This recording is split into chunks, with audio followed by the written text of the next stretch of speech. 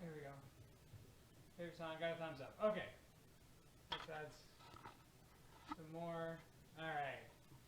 So, here's what we're going to do. We're going to go ahead and get started. I'll try to talk loud, be a loud mouth that I am, and we'll jump in here.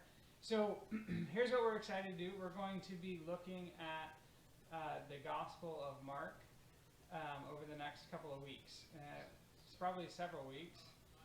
And so I would love to be able to dive into this deep dive. And I kind of see a little bit of a difference between this is what we do on Sunday mornings and what we do on Wednesday nights. So moving forward, Wednesday nights, we're going to be really doing a deep dive in the Gospel of Mark. And so I think it would be really fun.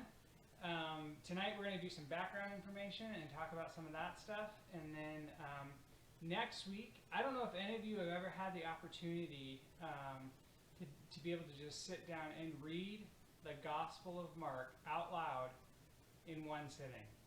I know that sounds crazy, but it is such a cool experience. If you've never done that, what I'd like to do next week is jump into that. And so instead of starting at 7, I think we'll start at 6:30. That still gives a little bit of time for everyone to get home from work, get their dinner, do what they need to do. And then at 6:30, we'll get started next week. And that will be a way. And if you would like to participate in reading, we would love that. We'll just take turns reading a chapter each. There's 16 chapters. It takes about an hour to listen to the Gospel of Mark straight through. And so we will sit down and do that. Let me know if you're interested in reading. All that will be is you can sit down. We'll all read out of the ESV, whether that's online or a Bible that you have. We'll all read the same version. And if you'd like to read a chapter, let me know, and we will get. All we need is you to videotape yourself reading a chapter, and we'll weave it all together, and we'll play it, and we'll get to listen to it as a group. I think it'll be a really fun thing to do during Holy Week. So next week, whether you realize it or not, I know this is probably the least Easter information you guys have heard for a long time, or a lot of years, but next week starts Holy Week, and so I think it'd be really fun for us to be able to hear the gospel, hear Jesus' story from the very beginning to the very end in one sitting. It's so powerful. I can't tell you how powerful it is until you actually just sit down and do it. So let me know, and we will get you set up. But tonight we're going to start with a bunch of background information, and here's what we're after. We believe that God is at work in our lives, that He is working to save humanity, and that He's working to bring heaven to earth. And as we do this deep dive into the Gospel of Mark, we are going to see God is at work in and through humans just like me and you. That He is at work, and He is doing some really cool stuff. And tonight, I want to show you how God is at work in the person of Mark. How Mark suffered. He went through a bunch of personal pain. He went through a bunch of personal difficulty. And yet, by leaning into a relationship with God, with Jesus Christ, and a relationship with the other people around him, the person Mark was transformed. And so I think as we set up who Mark is and why he wrote the gospel, it'll give us good insight to the next week when we sit down and we read the whole thing together as a group, and we get to hear the gospel straight, start to finish. And then after that, we're just going to go section by section. We're going to work our way through the gospel. I think it's going to be super powerful and super fun. So, yeah, it's going to be great. I'm really excited about it. But tonight, I want you to be able to see how the difficulty and heartache that is around us, that we feel, the things that we're going through right now, the fact that we all are being isolated home, how during this season we can keep our eyes on God and learn how to become a good partner with God, how we can partner with God in a unique and a special way. And we can look at Mark and how he did that here. So that's what we're after tonight. We're going to look at the person of Mark, his suffering, and see how it can impact us. So nudge me if I start taking too long, but we got a lot of info to get through, so I'm excited. Also, if you have questions, I put it on the chat there, but if you have questions, just type in and when there's a break, I'll ask them. Nudge me. I'll say, hey, look at him. So.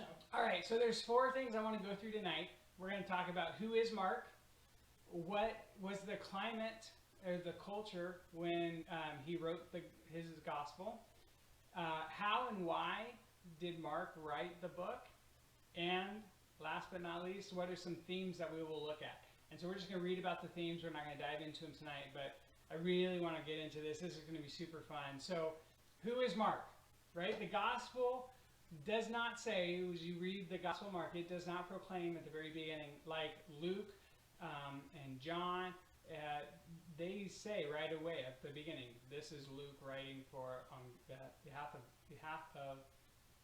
I forget what his name is. Theophilus. There it is, that one. So, Theophilus or something. Yeah. So that's not stated in the gospel.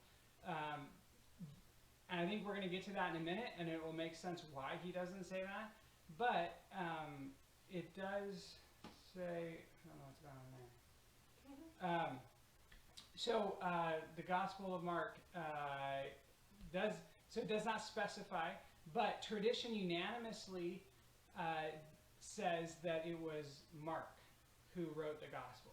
There's no branch that thinks otherwise. The church tradition, church thought, history shows that it was Mark who wrote it, and there's some people who they have documents of people who say that during the first century. But we actually know, and we are able to learn a lot about his background and his family. And so this really picks up in Acts 12. So you may remember the story of Peter gets thrown in prison, and while Peter is in prison, there's a group of people who are at a house praying, and the angel comes and shows up to Peter, and he takes Peter by the hand and leads him out of the prison and like through doors and all this stuff. And Peter's like, oh man, where am I? I'm going to go to this house. And he goes to this house, he knocks on the door, and the lady, there's a servant girl who like gets freaked out, runs back in and like, Peter's at the door, and they're like, no, he's not. Like that story, in the middle of that story, the house that Peter goes to is John Mark's mother's house.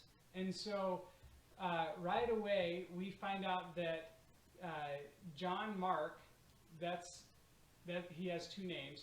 Mark is who it is, but Mark is John Mark's mother was the owner of this property where they were having this prayer meeting. So we learn right away in Acts 12, 11, and 12 that his name is John Mark, that his mother was likely a widow since she was named and not his dad. So he probably lost his father, so he probably knows what that is like to have death near his family and the heartache and the problems that are associated with that, especially in first century where male-dominated society, and that his mom's house was a primary location for the very few Christians who were meeting at the time. Jesus had just left, and Acts 2 had happened. We're not very far away from that. There's a small group of people meeting at his mom's house. So there's a close tie between Mark and the early church. We also find out that in Colossians 4:10, Paul is writing, and in his writing, he mentions that Barnabas is Mark's cousin. So Barnabas, the encourager in Acts, who goes on missionary journeys, him and Mark are cousins. So we know a little bit about their family there. So that's a little bit about the background in Mark's family. But now I want to shift gears here and talk about what we know about his ministry. So this is really interesting that in Acts 12 through the beginning of Acts 13, we find out that Mark went on a missionary journey with Barnabas and Paul. That they went on a short missionary trip, and Mark went with them. And then in Mark 13, 13, Acts 13:13, John left Paul and Barnabas and went back to Jerusalem, but the reason is not given. And so for some reason they're out ministering the gospel, they're out evangelizing, and Mark doesn't go with Paul and Barnabas. And then later in Acts 15, the very end of Acts 15, there's a major disagreement between Paul and Barnabas over Mark, because Paul was like, Mark didn't go with us to this last part, so we're not going to take him with us now. And Barnabas, his cousin, is like, no, we need to take him. And so they have this big argument, they have this big dispute, and we don't really know a lot about that, but there's this fight, and eventually Paul and Silas go one direction, and they end up going and writing Philippians and going to the Philippians area and all of that. And then on the other side, there's Barnabas and Mark who go a different direction, and they both evangelize. After several years, we know later down when Paul is writing 2 Timothy, they've mended fences. They're back in a good relationship because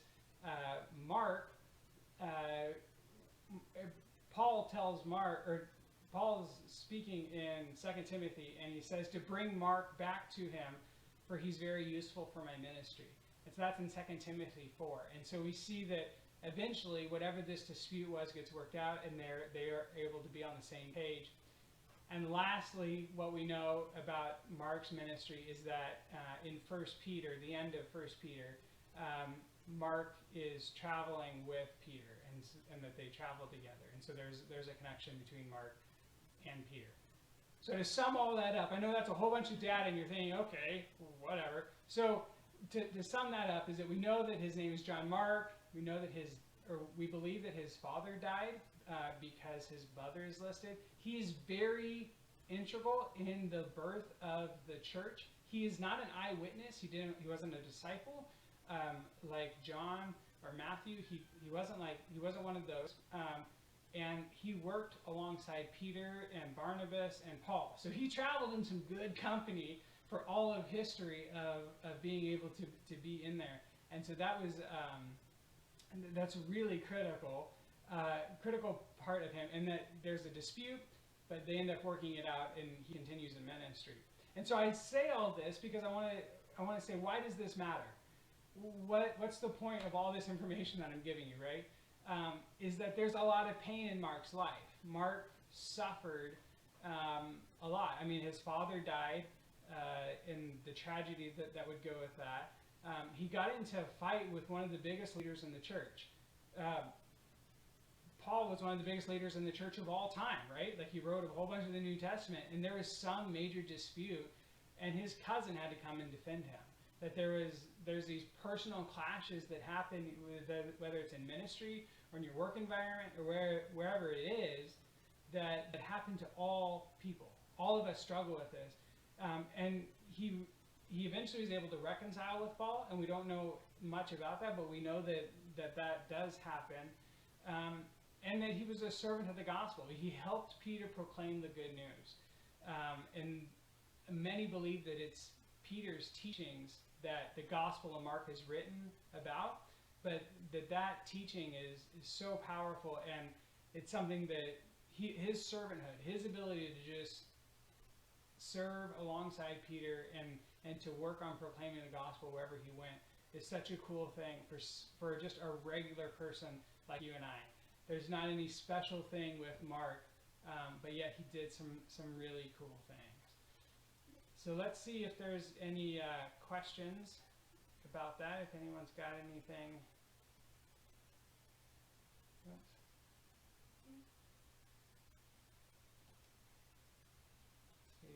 All right. Didn't see any. Well, we will keep going for the sake of time. So that is a little bit about who Mark is. Just hit with questions whenever you think of them, and we will work them in.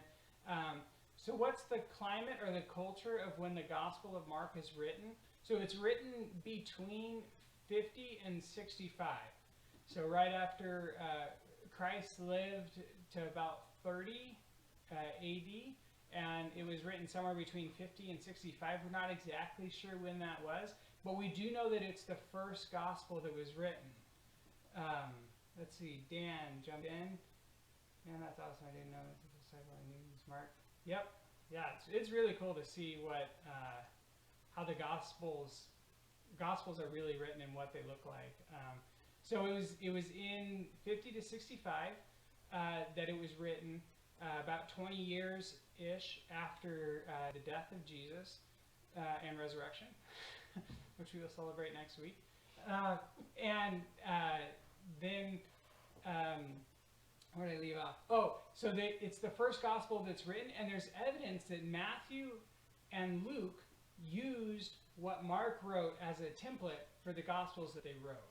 So, and this is where, if you've been in church for a really long, that's remarkable. I love it, Dan. So if what are they saying? Oh, so the three gospels. If you've been in church a long time, you may have heard the word synoptic gospel. And that is what's going on here, is that Mark wrote his, and then Luke and Matthew took his manuscript, and they started writing theirs. And Matthew goes and tells a birth narrative and some of that. Luke adds on a lot more historical information, but they use that same template, and some of it is either it's similar or even identical. And so that's how we know that it was the first one, and that's what synoptic gospels come from. John was written way later in the 90s. It was unique. Yeah. You love that unique stuff, I do. don't you? So, yeah. So there's all of that going on, and it's very difficult times in which the gospel is being written. So we know in 66 to 70, there's the first Jewish revolt on the Romans, and so the Jews have uprising and a series of attacks, and they attack the Romans and try to get the Romans out. And so that happens in 66. The gospel's written before that, but you can see that the climate, the atmosphere of where Mark is at is building, that there's tensions that are rising and getting more frustrating in that same space. Also in the winter of 66 to 67, the Christians escaped the city as it was being destroyed. There was a huge destruction of the city because of the revolt, and they have to run out and leave. And this is why many believe why Mark is not written at the top, that it's just historical information, is that they didn't use his name, and also they didn't talk about Peter's teaching. That's also historical information, but they left that aside because of fear of the revolt and the uprising and being hunted and all these types of things that were going on at the time.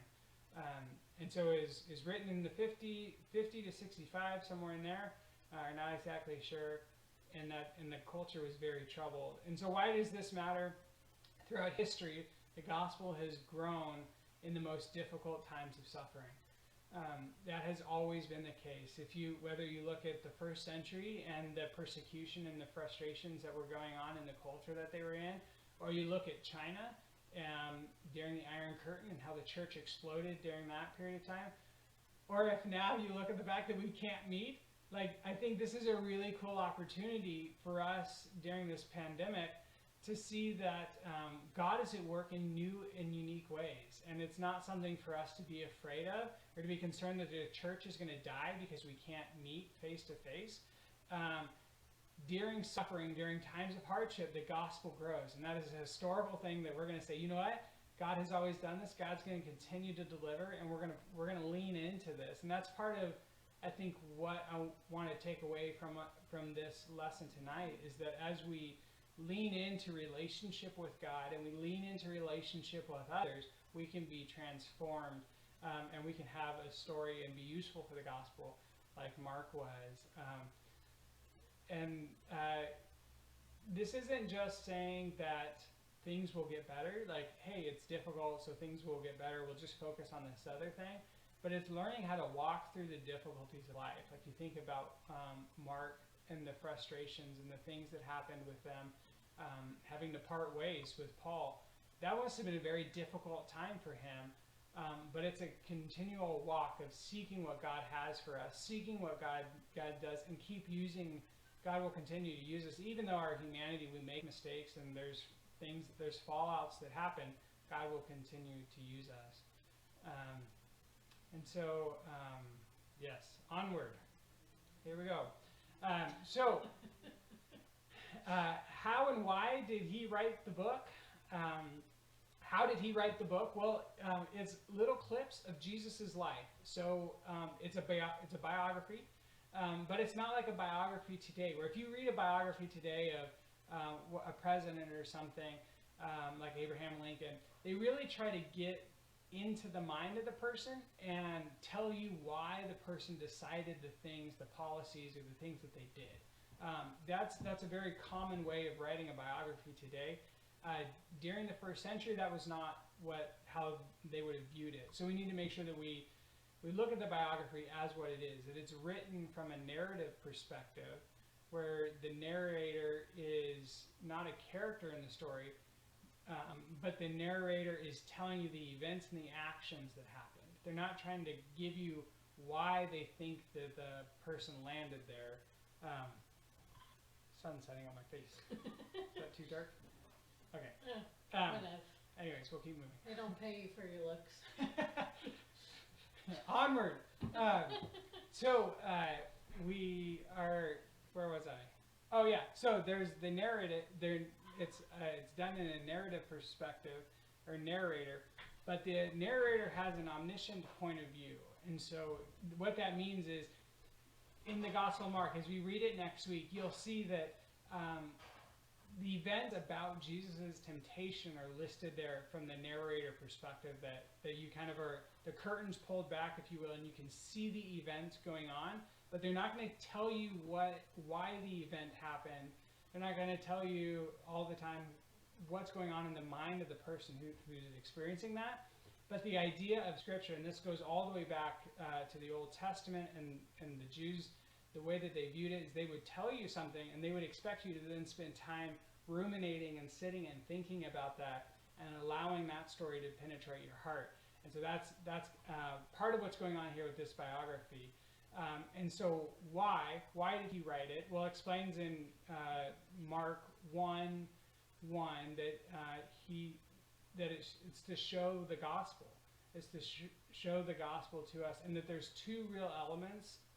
We'll read this next week with Mark 1:1, that there's two elements to what it means to have the gospel. On the one hand, it's the person and ministry of Jesus, the Messiah, the Son of God, which is listed there. And then right after that introduction, this is the gospel, which Mark is the only one who uses the word gospel, but it's the good news that of who Jesus is. And on the other hand, it has its roots in the promise of Isaiah. So Isaiah, the quote of Isaiah is the second sentence that you'll see there. So that frames what Mark is after. Why is he after this? And then if you look at the outline of Mark 1:16 through the middle of 8, and then Mark 8 through 16, there's two big sections of the gospel. And the first section is a demonstration of Jesus' authority. So the first half of the book is about Jesus demonstrating that he has authority. But then the second half of the gospel is actually dedicated and slows way down. And it really just talks about testing Jesus' authority in suffering. And in a time of suffering, that testing that goes on, is Jesus still have authority in this situation? And so those are the two big elements, is that Jesus is the good news from Isaiah till now, and the person of Jesus fulfills that, and that Jesus has authority, and it's even proven through suffering. Do we have comments showing up here? Yeah, just silly ones. Okay, good. You're my kind of people. I like that. They said you're young Mac Powell, which is the guy from Third Day. I've been told that before. But thank you. I'm not sure if it's a compliment. Well, I'm taking it as Okay, good. Well, we only got a minute left here, so why does this matter? I think that to sum up how he wrote it and why he wrote it, why does this matter, is that we have to focus on who Jesus is during times of uncertainty. So right now, again, going back to this time of uncertainty that we are in our work environments, in our job lives, the pressures that a lot of people are in around us, the things that are going on near us, Jesus, when we focus on who Jesus is during times of uncertainty, we begin to have a relationship with him. And I think that is why, that's one of the foundational points of the Gospel of Mark, is who is Jesus, and how can I begin to understand him? I cannot sing at all. It's awful. It's horrible. I hate it. So does Travis. We have videos of that too. And so I know we're short on time here, so I'm going to wrap it up here with a couple of themes. So these are themes that we have. I will throw all of this and all the spelling errors and grammar errors out on Facebook after this, so you guys can take a look at this if you'd like. But these are my notes.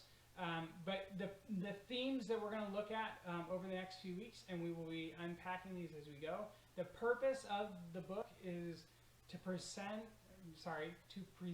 and defend Jesus' universal call to discipleship. The gospel starts with Jesus being baptized by John the Baptist, and it ends abruptly with 3 people realizing that Jesus was raised from the dead, and they're afraid. We'll get more into the what that means and how the end of the Gospel of Mark works when we get there. I think it's really cool, but a lot of people don't. So anyways, really fascinating, and so there's a lot of information that we'll cover there. Another theme is that Mark categorizes his audience. They are either followers or opponents of Jesus. There is no middle ground in the Gospel of Mark. Jesus is very confrontational in a sense that it hits and that's it. You either are an opponent or you're a follower. You have to pick one of the sides. Jesus does not give room for a middle ground, and we're going to see that as we move through it. The Gospel of Mark shows us the identity and teachings of Jesus, that we begin to see what Jesus looks like, who he was, by his actions, when they were worshiping him and when they were opposing him. And then finally, discipleship for Mark is essentially a relationship with Jesus, not merely a certain code of conduct. Fellowship with Jesus marks the heart of the disciple's life, and his fellowship includes trusting him, confessing him, taking note of his conduct, following his teaching, and being shaped by relationship to him. Discipleship also means being prepared to face the kind of rejection that Jesus faced. So I'm really excited. I know that that's a lot of detailed information. I hope that I was able to give you a little bit of why this matters, and a little bit of input on that. And I'm really excited. Next week we will jump into reading the whole gospel together. Please, if you are interested in reading just part of it, please contact me. We love to do that. Otherwise, it's going to be a whole lot of Samantha and I reading back and forth. But if you guys would love to be a part, let me know, and we'll each take a chapter, record ourselves reading it, and then Tuesday I'll weave them all together and we can all watch it here together, and I think that will be a lot of fun. This was our plan to do anyways. We were going to read the Gospel of Mark together during Holy Week, but now we just have to do it via video. So I think it'll be a great experience still to hear what that is like. And yeah, I'm excited. I think it's going to be fun. Is there anything else you would like to add or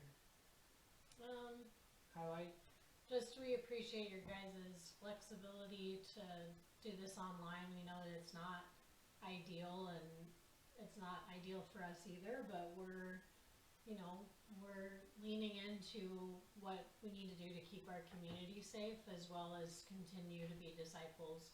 And I would just encourage each one of you, I don't know what Keith said at the beginning of the call, but if you guys have any needs, please make us aware. And if you have neighbors that maybe you've never met before. You can stay within the 6 feet social distance, distancing. Like that would be great to just kind of have the opportunity to be the church while everybody else is stuck at home and probably going to get bored from Netflix. So, but yeah. Yeah, sorry that we're a little quiet. We'll work on fixing that for Sunday so that we're trying some new software out and things, so it's actually a good experience getting some of this down. But yeah, we are certainly excited to see what God has for us, and we're here for you guys. It's really crazy. We didn't get to say goodbye to New Life the way that we wanted, and we didn't get to say hello to you guys the way that we wanted to, but we'll be in touch anyway in every way that we can, and let us know if there's something we can do for you, a way that we can help you, and we will stay in touch and all that. So Yeah. I think that's it. Hey, love you guys so much. We will see you Sunday. Hope you all enjoy.